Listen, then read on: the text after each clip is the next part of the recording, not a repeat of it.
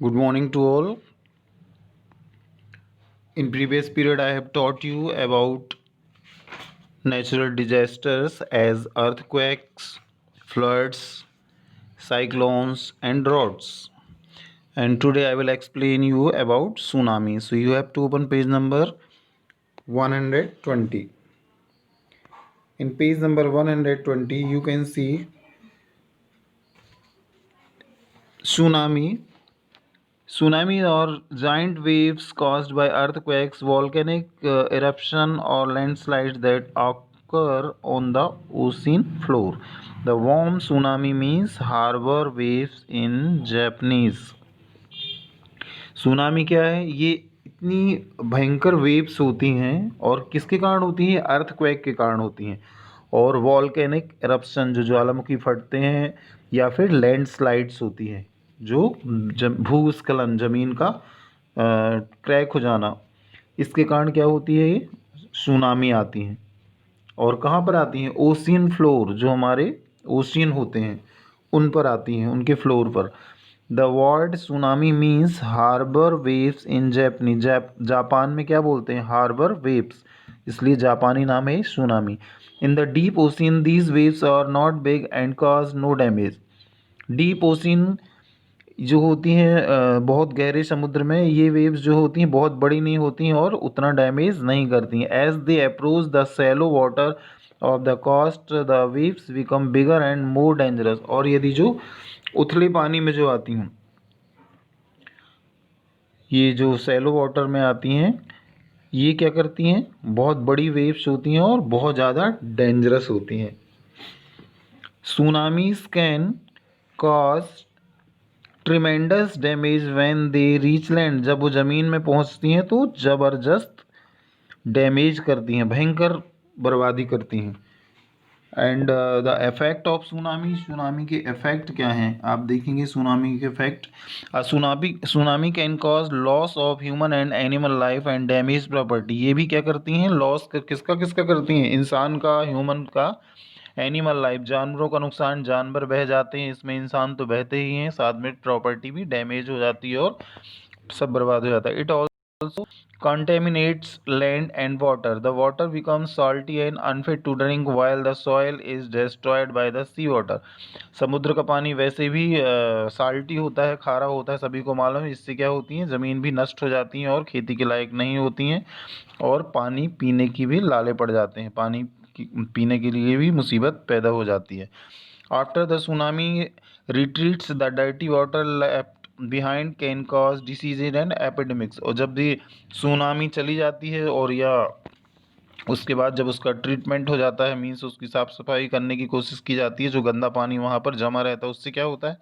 Epidemics, महामारियाँ फैलने लगती हैं, उससे जर्म्स पैदा हो जाते हैं सड़े पानी, गंदे पानी से। Make skill, make it a habit. आप देखेंगे यहाँ पर कॉर्नर में लाइफ स्किल है। Make it a habit to read और listen to the weather bulletin every day. रोज़ ऐसे समय पे क्या करना चाहिए? रोज़ न्यूज़ को सुनना चाहिए, और या रेडियो में या टीवी में। Be aware of kind of calamities that can happen in your locality. तुम्हारे आसपास लोकल एरिया में जो भी ये मुसीबत आने वाली है, उसके बारे में थोड़ा सा ध्यान रखना चाहिए। Write down in a small diary important phone number like those of the local police station, fire brigade, ambulance services and hospital. और डायरी में ये सारे नंबर भी नोट करना चाहिए जो ये नंबर इन डिपार्टमेंट से रिलेटेड हैं। Also at the numbers of your family members and family doctor. और अपनी फैमिली डॉक्टर का नंबर और अपने लोगों का भी नंबर डायरी में होना चाहिए, कभी कभी फ़ोन नंबर याद नहीं रहते। Carry this with you at all time. और अपने पास हमेशा पॉकेट में इसको रख सकते हैं, जिससे उस मुसीबत के समय हम किसी को कॉल करके उनसे हम हेल्प ले सकें।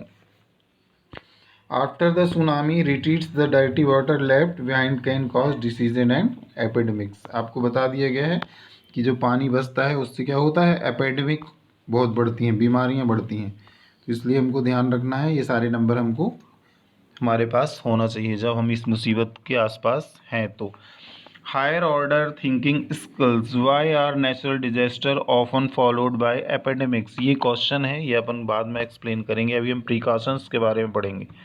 आप देखेंगे precautions, if you are caught up in a tsunami, आप सुनामी में फंसे हुए हैं, अब आपको क्या होगा, प्रॉब्लम क्या होगी, आपको प्रिकॉशंस लेने की। तो क्या प्रिकॉशंस लेना, try to reach higher ground, आपको ऊंची जगह में जाना चाहिए।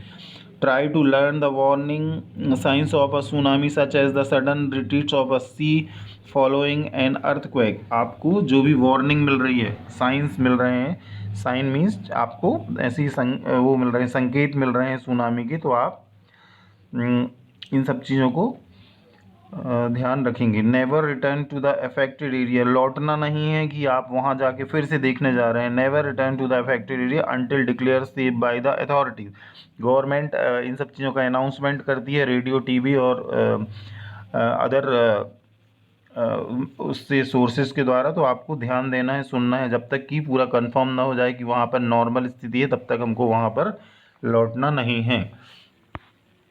In this picture you can see in March 2011 a massive earthquake measuring 9 on the Richter scale hit Japan में आया 2011 में भयंकर अर्थक्वेक आया था। It was followed by a tsunami, tsunami के कारण large parts of Japan were destroyed, और Japan का बहुत बड़ा एरिया नष्ट हो गया था। Here you can see the destructions, boats that have been carried miles inland by the tsunami rest among the ruins of houses, और पूरी ये देखिए आप, पूरे में आपको दिख रहा है यहाँ पर पिक्चर में, ये बोट्स वगैरह सब बह रही हैं, दुनिया भर की चीज़ें आपको बहती नज़र आएंगी। So understand children, disaster management के बारे में हम पढ़ेंगे। डिजास्टर मैनेजमेंट क्या है। After a disaster people need to given immediate relief और हेल्प, जब ये डिजास्टर में कोई भी आपदा आती है तो हमको क्या, तुरंत रिलीफ की ज़रूरत होती है। Some will need to be rescue, कई लोग पानी में फंसे रहते हैं, उनको रेस्क्यू करके निकाला जाता है। While others will need food, लेकिन कुछ लोग बच जाते हैं, लेकिन उनको खाने की प्रॉब्लम हो जाती है। मेडिकल ट्रीटमेंट को, तुरंत किसी को फीवर आ गया, तुरंत किसी को चोट लग गई, ये सारी चीज़ें होती हैं, उनको मेडिकल ट्रीटमेंट की ज़रूरत पड़ती है। क्लोथ्स एंड शेल्टर, रुकने के लिए घर चाहिए, कपड़े चाहिए। The place where the disaster struck will need to be repaired and rebuild, जिनके घर टूट जाते हैं उनके घर को दोबारा बनाने की ज़रूरत होती है, रिपेयर करने की ज़रूरत होती है। Power and water supply that were disrupted will have to be restored, और जो वाटर सप्लाई वगैरह नष्ट हो जाती है उसको फिर से बनाया जाता है। Taking care of the after effect of a disaster and taking steps to prevent its recurrence is called disaster management, और जब इन सारी समस्याओं को दूर करने के लिए जो डिपार्टमेंट बनाया जाता है उसको क्या बोला जाता है, disaster management. This responsibility is mainly shared by the government and voluntary agency called non governmental organisation, NGOs, आपने एनजीओज का नाम सुना होगा, ये लोग इनकी रिस्पॉन्सिबिलिटी लेते हैं और इन सारी चीज़ों को दूर करते हैं, समस्याओं को। The Indian, in this picture you can see the Indian arm forces work with the government to help people during natural disaster, जब डिजास्टर आता है तो हमारी गवर्नमेंट में जो आर्मी के लोग हैं, ये लोग रेस्क्यू करते हैं, ये लोग हमारी राहत के लिए अपने आप को इसमें शामिल करते हैं कि हमको उस चीज़ की हेल्प मिल सके, वो लोग रेस्क्यू करते हैं। Putting their own lifes at risk they work tirelessly to save people and to provide food and shelter to the survivors, जो हम मुसीबत में फंसे लोग हैं उन लोग के लिए क्या करते हैं, वो लोग बिना थके काम करते हैं और बहुत मेहनत करते हैं, हमको फूड प्रोवाइड करते हैं और शेल्टर, रुकने के लिए भी आवास टेम्परेरी बना दिया जाता है कि आप किसी तरह अपना जीवन को जी सके। So now this chapter is completed and I will send you question answer along with this video, so you have to complete in your social notebook, so you have to complete, this is your homework. Okay children, thank you.